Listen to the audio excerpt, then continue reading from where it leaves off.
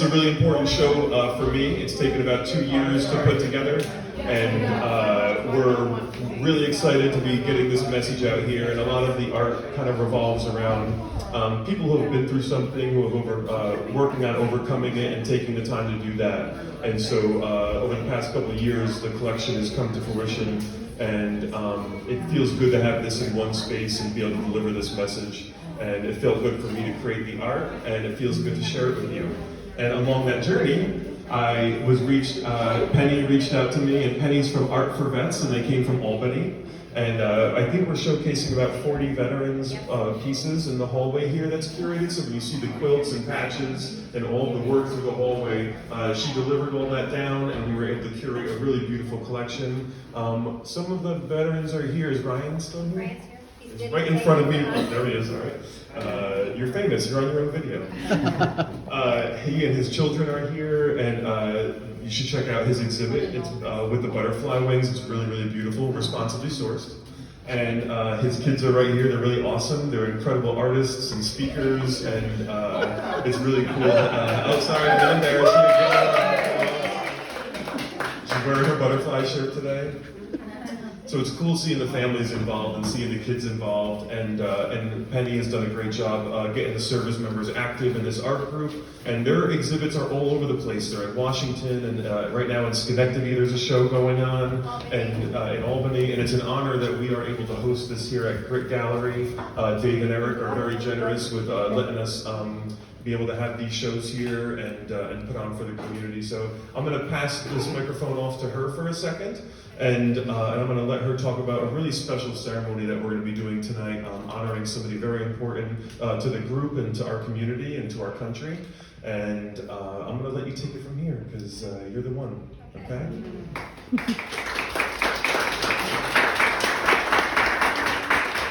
Hi everybody. I'm glad I had the background.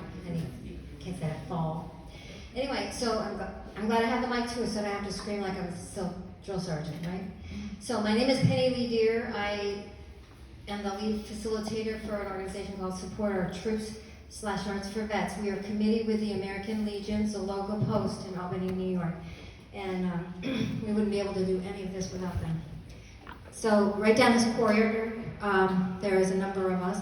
They're just coming back from Washington, D.C. in the Military Women's Memorial is how it all started, which is located right outside of Arlington Cemetery. It's a beautiful building for women veterans.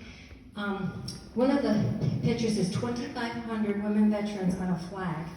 Our names are embedded in it, and everybody from Arts for Vets is in that flag because we sent art to Washington, D.C. with an organization called Uniting Us. Ryan also sent his artwork down there. And one of the things we want to talk about today is, I'm going to just, because I have the mic, I'm just going to do it. Do it. All right. So we want to talk about a veteran who we lost during the June last year. But there's a backstory, right? The Paul Harvey, if you will.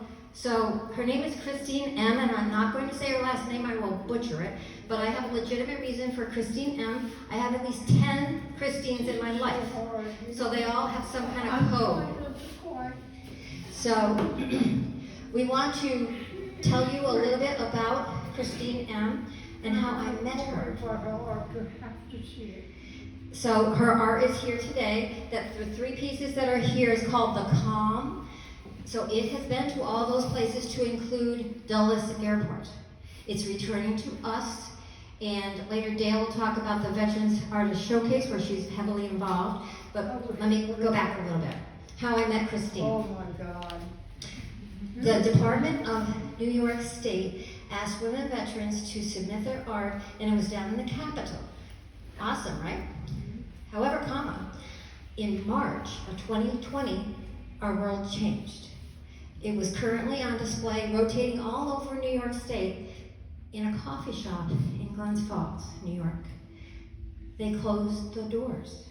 All of our art is in the basement of a coffee shop. So, me being the person that I am, did not take that lightly. I went and found our art, Arts for Vets art. which is about 20, I guess, 20 out of the 25 people, the women veterans. But when I got home and started unpacking it to give it back to the veterans, their art, I had extra art. It didn't belong to Arts for Vets. And I'm going, rock roll, what are we gonna do now? Well, back in another life, I was an intelligence analyst. So I tracked some of them down. I think I've done 3 out of 5. One of them happened to be Christine M. She lives in Hyde Park, New York. She did at the time with her mom, who's here with us today. And I started a conversation. I said, hey, I got your art. And I was telling her about the Arts for Vets program. She joined the American Legion. She became a member of Arts for Vets. She went on tour with us down to Washington, D.C. Her art has been all over. And now it's returning us, making a full circle here with you all today. And we're not done yet. So she will continue on. Christine was a member of the Navy. And she worked in the Pentagon. She had very prestigious jobs. Unfortunately, I'm sure some of you have heard about military sexual trauma being a problem. She was attacked twice in her career. And so she found that it was unsafe to continue to be in the Navy. She elected to get out so she wasn't able to retire, as all of us like to be able to do. But it doesn't go away. She was able to get a hold of Montrose, VA, and took some art classes, and she's always loved art, and it really helped her. She paints every day. I understand there's some 2,000 pieces of art available for whatever the next step is for her art. Dale will talk to us about the Veterans Artist Showcase, and she's very much a part of. I want to make sure you haven't forgot anything. Yes. This is a personal, pet peeve. Let's call it pet peeve. You know, so when COVID first hit, it really came home where they said, put your ducks in order. Make sure that you have your DNR. Make sure you have all your everything in place, right? Well, one of the things that they don't consider is if you're an artist, what happens to all your crap? Who's left to figure it out? So my family knows I consider it crap, and you may have a big bonfire. It's fine. Go right ahead. But they know it. This is not necessarily the case with Christina. She's, people are waffling. Woo, woo, woo. Remember that? Here we go.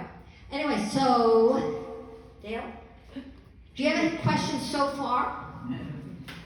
Okay, Dale, would you like to come up since we have the mic? Good old Dale. Let's give Penny a round of applause for sharing this.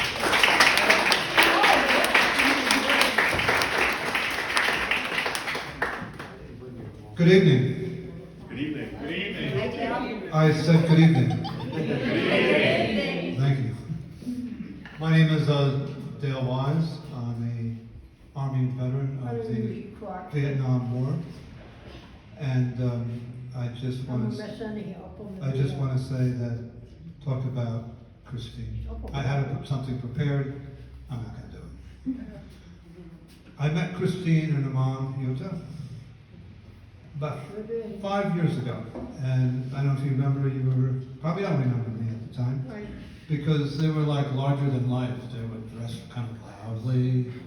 And the Veterans Showcase is held every year at the Franklin Delano Roosevelt Museum and Library in Hyde Park. It's a 3-day event in November. They always work together. Yeah.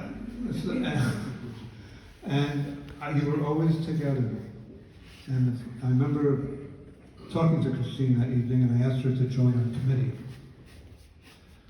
the planning committee. And she worked incredible amount of work that she did. She was fearless where the rest of us weren't. I'm not the type of person who can go into a business, a bank, and ask for a donation or put a poster up. She was fearless. She was fearless. She would go in, and if they didn't do it, she got pissed off. You can confirm that, right? Yeah, she confirmed that. And she'd get pissed off, and then she said, well, if you can't give money, at least put a poster up. So, yeah, so she did that. Wow, how can I put this without getting in trouble? I'll tell you what. Christine was fearless, but sometimes she technically didn't have that computer thing down and printing out things. And I make brochures, and please everybody take one to publicize. So she would call me up and say, I couldn't download the PDF, you know. And I said, oh man. I said, okay, yeah, this is what you do. And I'd walk her through it. And the thing is, she was doing the job that I did the easy part of just making them. She did the hard part, going on the ground and putting them into businesses all around the Hudson River Valley. And I so appreciated that. So it got to the point where she was calling me up so much, I'd see the caller ID and I said, oh my God, it's Christine again. What the hell is she going to ask for me now about? So anyway, she was, I don't know what to say. The thing is, she called me up a week, I don't know if I told you, she called me up a week before she passed. They always work together. And Always work together. And she asked me, I couldn't print it out again, please send me, 50 copies of the poster and 25 copies of this, and stop writing it down. So I got the envelope out, and I wrote it out. And I hadn't mailed it yet. And then I heard of her passing. And I was, and I must admit, she just was always there. She was only 51. Yeah. She's only 51. I'm in my 70s. She was supposed to outlive me and take my job. You know? She was supposed to take my job. So, she created a void. No one else in the committee filled that void. And that's why we had a lot of problems getting it done this year. We're hoping to add more people.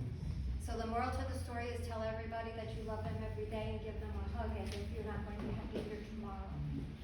So please, if you get a chance, look at her work.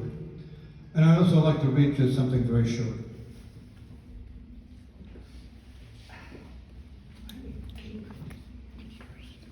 And I can't. Thank you.